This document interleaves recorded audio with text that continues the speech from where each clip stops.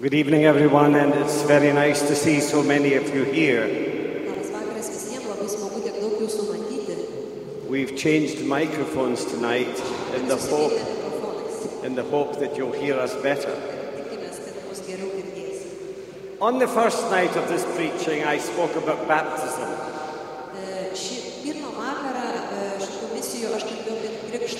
Of the wonderful new life Jesus gives us, with all its promise and hope. Yesterday I talked about the difficulties of discipleship. We hear tonight in the Gospel about 9 people whose meeting with Jesus was only skin deep.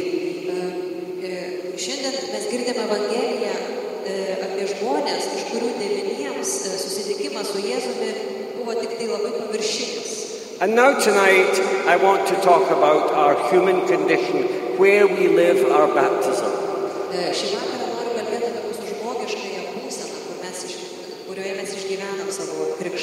I want to talk about relationships and I want to talk about marriage.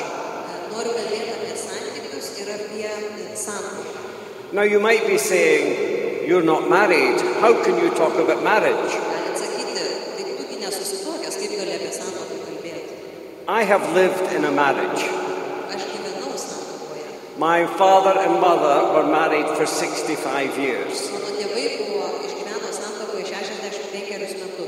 I have brothers and sisters. And also as a priest, I've encountered many happy marriages, many painful marriages, many hurt marriages.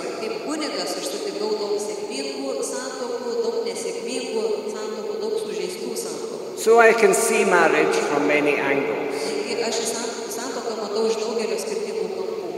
I'd like you to imagine the scene of a marriage here. Beautiful church. Flowers everywhere. The bride in white. The groom in his best suit. And as they walk down the aisle, I often look at the parents. And I see the parents sighing, saying, they've made it. They've done it. They've done it. And in my mind I think, no, they're beginning it today. They are beginning today the great adventure of marriage. It's a journey that no one knows the ending. In all journeys there will be difficulties. There will be feelings of being lost. There will be feelings of feeling the fellow traveler as difficult. There will be tensions. There will be arguments. Sadly, we know there will even be violence in some marriages. For some, there will be the sad decision to walk away in a new direction. Many of you here tonight will have set out on this great adventure. Perhaps you've experienced the joy of marriage, but you may also have experienced the frustration and the pain of the partner's selfishness. Some of you may even have been through the agony of a marriage breakdown.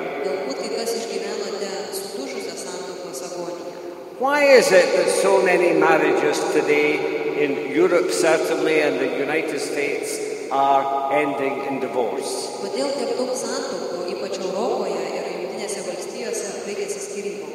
I believe the answer lies, first of all, in selfishness. Secondly, in poor communications. But thirdly, in forgetting that in any marriage there are 3 persons. And that third person is God himself. Ir tas trečias asmuo yra pats Dievas. We know that marriage existed before Christ. Žinom, kad iki Kristaus santuoka irgi egzistavo. Men and women came together Vyrai ir moterys susieidavo. in stable relationships. Sukurdavo stabilų santykį. So what is Christian marriage all about? Tai apie ką ta krikščioniška santuoka? Christian marriage mirrors God's love for us.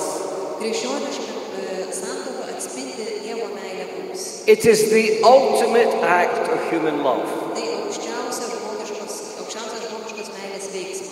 On the day a couple marry, they stand here before God and before the whole congregation.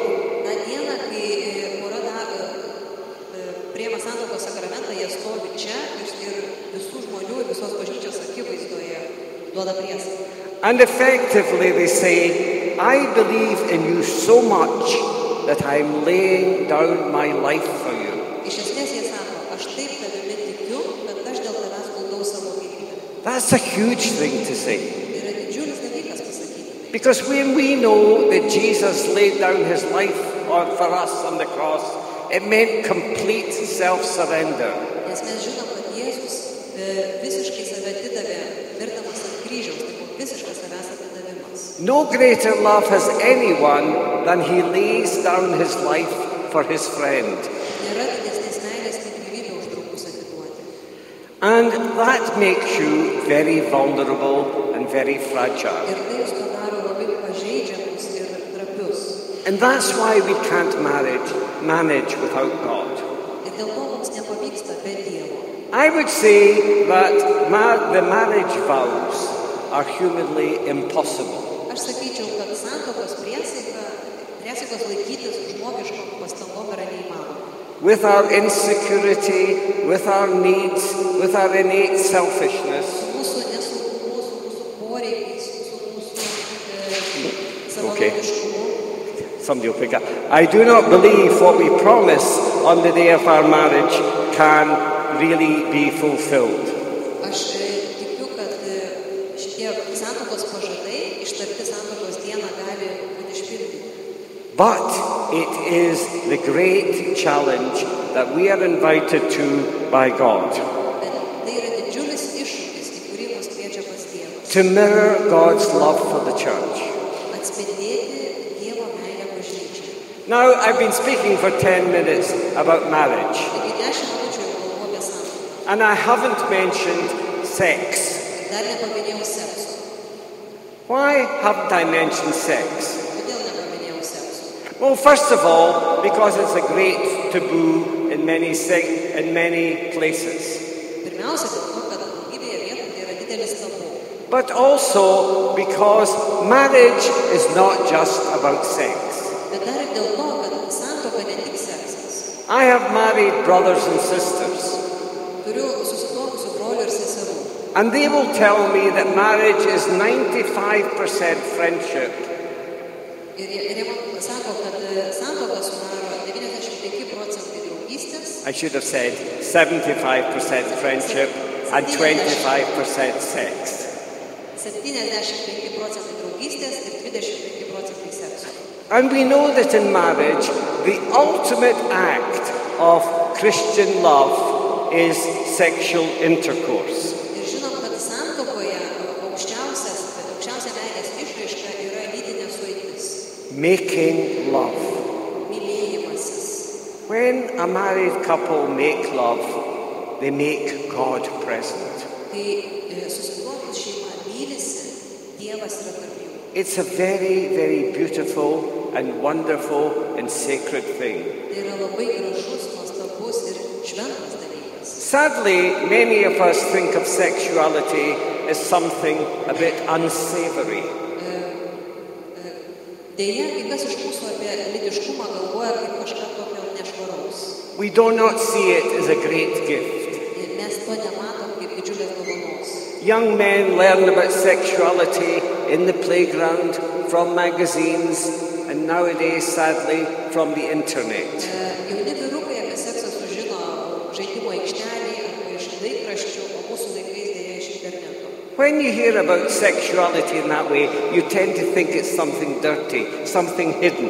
Kai išgirsti apie lytiškumą, tai galvoji, kad kažkas čia paslėpta, tokio nešvaraus. Sexuality was created by God and it is beautiful. Lytiškumą sukūrė Dievas ir jis yra gražus. In the beginning, He created them, male and female, He created them. Pradžioje jis sukūrė juos, ir vyrą, ir moterį sukūrė.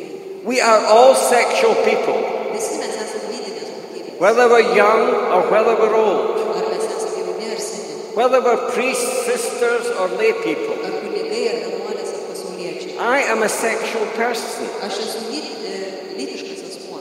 Pope St. John Paul II writes, Šventasis popiežius Jonas Paulius II rašo, it is the sexual characteristic of each person kiekvienos asmenybės tokia lytinė charakteristika. that makes up his personality. Lytinė charakteristika apsprendžia jo asmenybę. So what the Pope is saying is that each of us has our own sexual DNA. Ką sako popiežius, kad kiekvienas iš mūsų turim savitą lytinį DNR. We have our own unique sexual fingerprints. Mes turim unikalius lytinius pirštų antspaudus. Every woman and man in this church tonight is different. Kiekvienas vyras ir moteris čia atėję į šitą bažnyčią yra skirtingi. Different but very, very special. Skirtingi, bet labai ypatingi. Where the church has difficulty is when people become very, very selfish with their sexuality. Bažnyčios susiduriam su sunkumais, kai žmonės labai savanaudiškai savo lytiškumą naudoja. When it's used as a commodity. Kai naudojama kaip daiktą, prekę. When it's used simply for pleasure. Kai naudojama tik tai malonumui. Marriage, as I say, is the ultimate act of human love. Kaip sakiau, santuoka yra aukščiausias žmogiškos meilės veiksmas. And I remind you again that when a couple are making love, they are making God. Ir kai aš dar kartą primenu, kai pora mylisi, Dievas yra su jais. But I have to say that when a man comes home drunk and climbs into bed, he is not making love. Bet noriu pastebėti, kad kai vyras grįžta girtas ir griūna į lovą, tai nėra mylėjimasis. And the church teaches us that in marriage, the marriage act must be open to new life. Bažnyčia mus moko, kad santuokoje lytinis aktas turi būti atviras gyvybei. Now I want to say something about this. Noriu šitą apie tai pasakyti. The first thing I want to say is that how many children you have is up to you as a couple. Pirmiausia, kiek turėsite vaikų, priklauso nuo jūsų kaip nuo poros. No pope, no bishop, no priest can tell you how many children you should have. Joks popiežius, joks vyskupas, joks kunigas negali jums pasakyti, kiek turėti vaikų. Some people thrive with 6 and 7. Kai kurie turi ir 6 ir 7.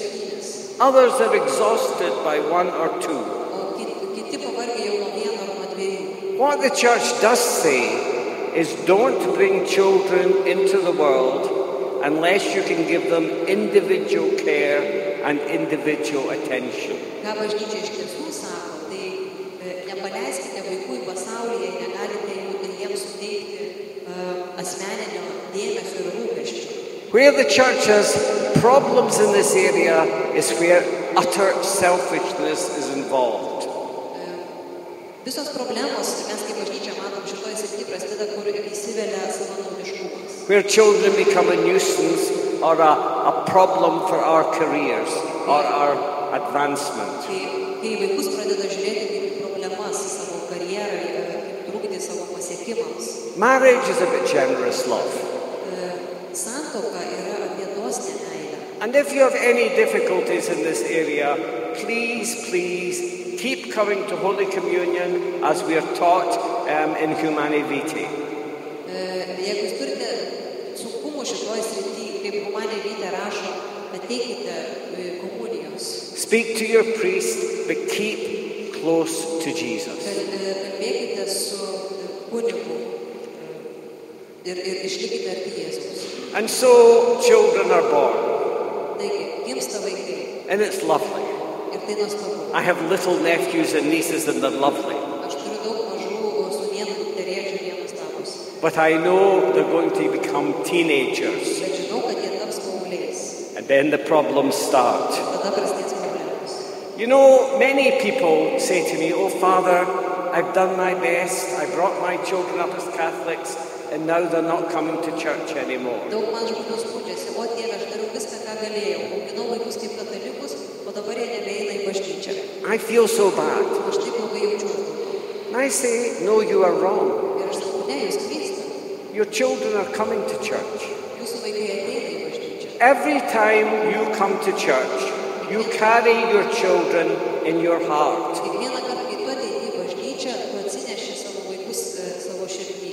You carry your children in your prayers. Tu nešiesi vaikus savo maldoje. These children are with us tonight in this church, even although they may be at some distance. Šitie vaikai su mumis yra čia, šioje bažnyčioje, net jeigu kūniškai jie yra kažkur. And perhaps through your love and prayer, they will return to the full body of the church. Galbūt dėl jūsų meilės ir maldos, anksčiau ir vėliau jie sugrįš į bažnyčios kūną. To you parents, I would say, be patient with your teenage children. Tėvams, jums noriu pasakyti, būkite kantrūs su savo paaugliais. There is a natural rebellion in teenage years. Paauglystėje yra natūralu maištauti. Remember, you were young yourself once. Prisiminkit, kad ir jūs kažkada buvote jauni. Walk a good way down the road with them. Eikite kartu jų kelionėje. But to teenagers, and I see quite a few here tonight, Bet paaugliams, kaip manau, čia nemažai jų šį vakarą. please try and understand your parents. Noriu paprašyti, pasistengti suprasti savo tėvus. This is a very difficult time for them. Jiems tai yra labai sunkus laikas. When you were young, you did everything you were told. Kai jūs buvote maži, tai jūs darėte viską, ką jūs liepė. But now your body's changed, your mind's changed, you see a bigger world. Dabar pasikeitė jūsų kūnai, jūsų mąstysena, jūs plačiau matote pasaulį. And they get frightened. Ir tėvams baisu. And they become overprotective. Ir jie gal per daug jūs pradeda globoti. Try and be patient with them. Pasistengite būti kantrūs. Try and explain things to them. Pasistengite jiem paaiškinti dalykus. You know, they have to make rules. Žinot, tėvai turi nustatyti taisyklės. You can't have a river without banks. Negali būti upės be krantų. I want to say a word now to the boys and girls who are dating. Dabar noriu kreiptis į tuos vaikinus ir merginas, kurie draugauja, susitikinėja. The teenage years and the early years are great years. Paauglystė yra nuostabūs metai. You discover a lot about yourself. Labai daug apie save atrandi. And one thing you discover is about sexuality. Vienas iš dalykų, ką atrandi, tai apie savo lytiškumą, seksualumą. Sexuality is good. Seksualumas, lytiškumas yra gerai. But sexual intercourse is a way of saying, I love you so much, I give myself to you forever. Bet lytinis aktas, tai nori pasakyti, kad aš taip tave myliu, kad aš galiu tau atsiduoti visam gyvenimui. And I don't think you can say this at 16 or 17 or 18. Nemanau, kad jūs tą galite pasakyti, jeigu jums 16 ar 17 ar 18. You know, when you're learning to drive a car, you have a green sticker, I think, in Lithuania. Kaip pavyzdžiui, mokotės vairuoti, net jūs prisikabinat žalią lapą. Because this is a very delicate instrument, and you could damage yourself or damage others if you don't learn how to handle it. Tai labai svarbu, nes su mašina reikia elgtis atsargiai, jeigu neteisingai vairuosi, gali pakenkti savo arba kitiems. So don't be embarrassed if you have to learn about your body and about relationships. Nesigėdėkit, kad turite išmokti suprasti savo kūną arba išmokti santykius. I want to talk to the young men here. Noriu kreiptis į jaunuolius, kurie čia yra. You know, you may be dating a girl tonight. Galbūt šį vakarą turėsit pasimatymą su mergina. You may love her. Galbūt jūs ją mylit. And one day you hope you may marry her. Galbūt vieną dieną tikiesi, kad ją vesi. But perhaps the relationship will break down. Bet gali būti, kad santykiai nutrūks. Perhaps the girl you're going to eventually marry is tonight with another young man. Galbūt mergina, kurią kažkada vesi, šį vakarą yra su kitu. You would like to think that young man was looking after her. Tai turbūt norėtum, kad šitas vaikinas, su kuriuo jie dabar yra, jie pasirūpintų. You would like to think that young man was respecting her. Norėtum, kad tas vaikinas dabar su ja pagarbiai elgtųsi. Well, remember, the girl you're with tonight may one day be someone else's wife. Tai prisimink, kad ta mergina, su kuria tu šį vakarą esi, galbūt kažkuria diena bus kažkieno kito žmona. Look after her. Tai rūpinkis ją. Respect her. Gerbk ją. Honor her. Pagerbk ją.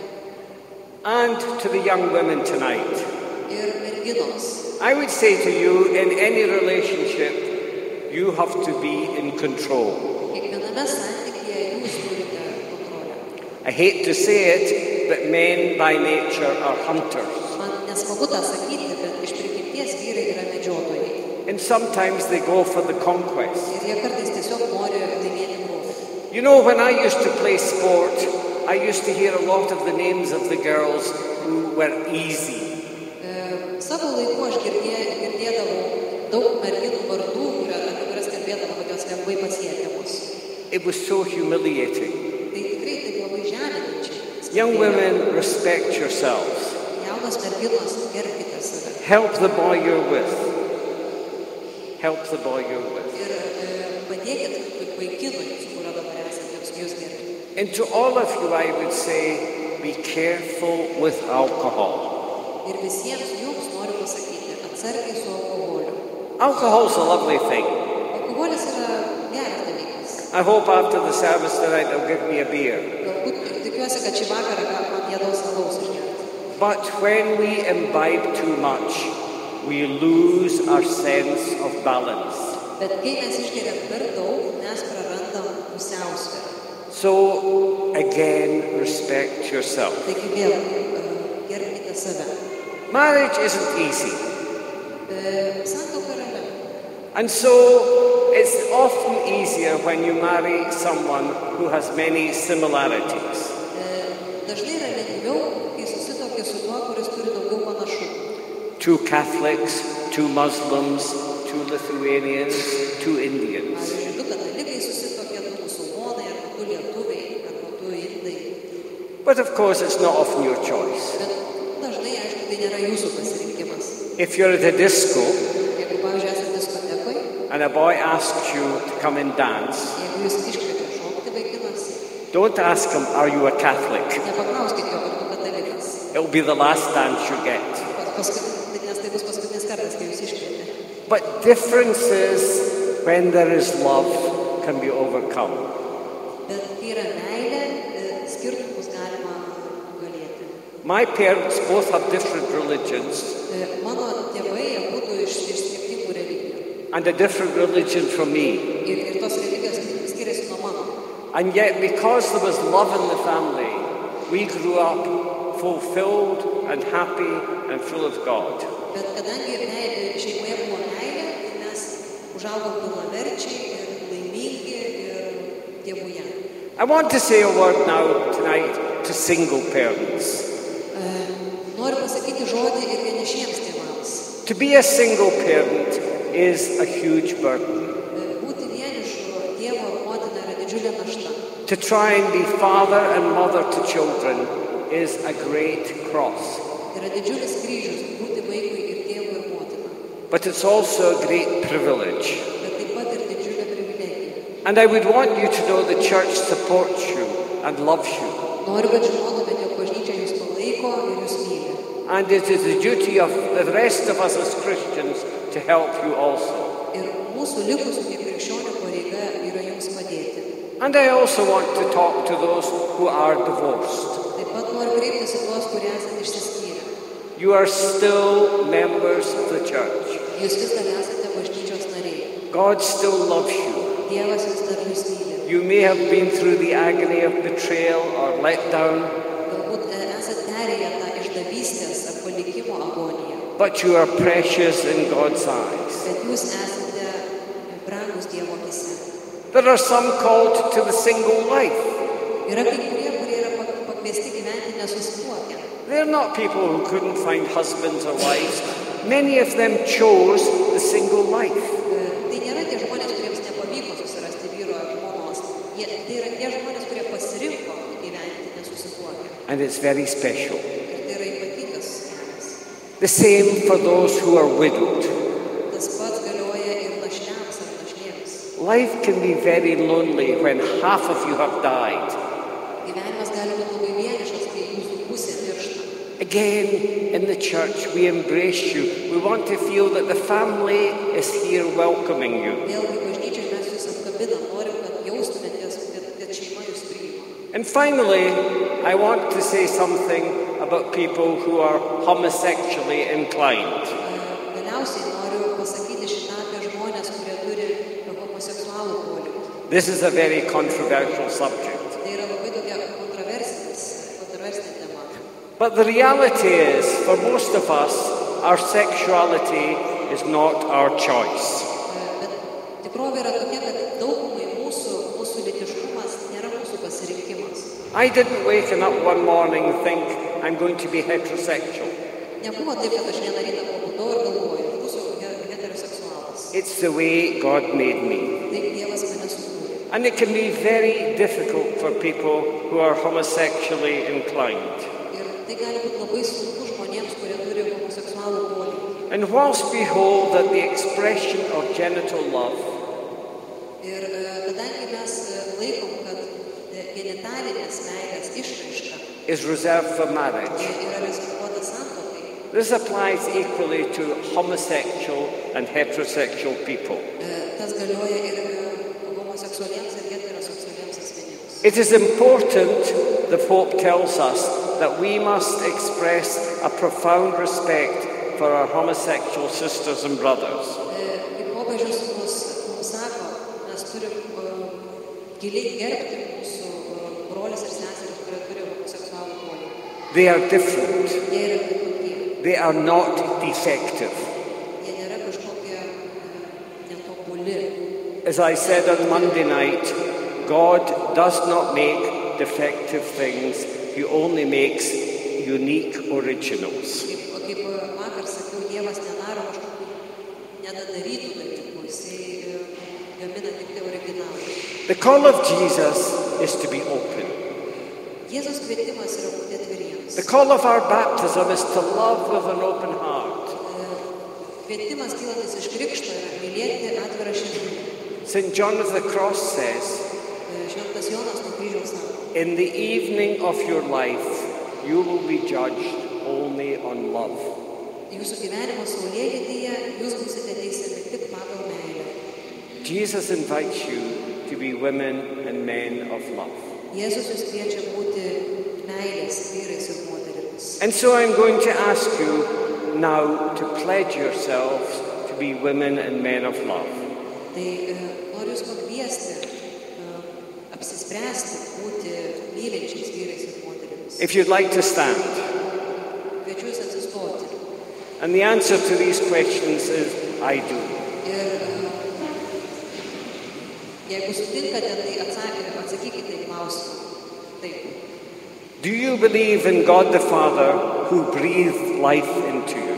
Ar tiki į Dievą Tėvą, kuris tave kvepia gyvybę? Do you believe in Jesus Christ who died out of love for you? Ar tiki Jėzų Kristų, kuris mirė iš meilės tau? Do you believe that through baptism you are a chalice of God's love? Ar tiki, kad per krikštą tu esi Dievo meilės taurė? Do you believe in the basic goodness of your family members and your fellow parishioners? Ar tu tiki, kad tavo šeimos nariai ir tavo parapijiečiai iš esmės yra geri? Do you believe in service? Ar tiki tarnystę? Do you believe in discipleship? Ar tiki mokinystę? Do you believe in mission? Ar tiki misiją? Do you believe in a new tomorrow with hope in your hearts? Ar tiki naujų rytojumi ir viltimi tavo širdį? If you'd like to sit down. Galite atsisėsti. For 3 days we have been speaking. 3 dienas jau kalbėjau. And tonight our mission begins. O šį vakarą mūsų misija prasideda. The mission to go out of this church with open hearts and reach people. Misija išeiti iš šitos bažnyčios ir atviromis širdimis eiti į žmones. At the end of the Mass, the bishop will commission you, will send you out as missionaries, as bearers of good news. Mišių pabaigoje vyskupas jūs suteiks siuntimą, išsiųs jūs kaip misionierius, kaip gerosios naujienos nešėjus. There is such freedom in belonging to God. Nes priklausyti Dievui yra laisvė. There is such freedom in being a disciple of Jesus Christ. Būti Jėzaus mokiniu yra laisvė. There is such joy in following Jesus. Yra džiaugsmas sekti Jėzų. I told you the first night, for 55 years, I have had the privilege of living my baptism as a redemptorist. Jau praeitą kartą sakiau, kad turėjau džiaugsmą 55 metus gyventi savo krikštą kaip redemptoristas. At times it's been very difficult. Kartais tai buvo labai sunku. In Africa, I was often taken to prison. Afrikoje mane dažnai įkalindavo. In many other parts, I was beaten. Daugelį kitų vietų mane sumuždavo. But every day has been a better day. Bet kiekvieną dieną būdavo vis geriau. Because Jesus has been in my heart. Nes Jėzus buvo mano širdyje. Just as he is in your heart. Taip kaip jisai yra tavo širdyje. My dear people, celebrate your life. Mano brangūs žmonės, švęskite gyvenimą. Celebrate your baptism. Švęskite savo krikštą. Leave here renewed. Išeikite iš čia atsinaujinę. Leave sin and shame and guilt here. Palikite nuodėmę ir gėdą ir kaltę čia. And walk out of this church new men and women. Išeikite šitos bažnyčios naujais vyrais ir moterimis. True disciples of Jesus. Tikrais Jėzaus mokiniais. And may God bless you and your families. Tegu Dievas laimina jūs ir jūsų šeimas. And thank you very much, sister.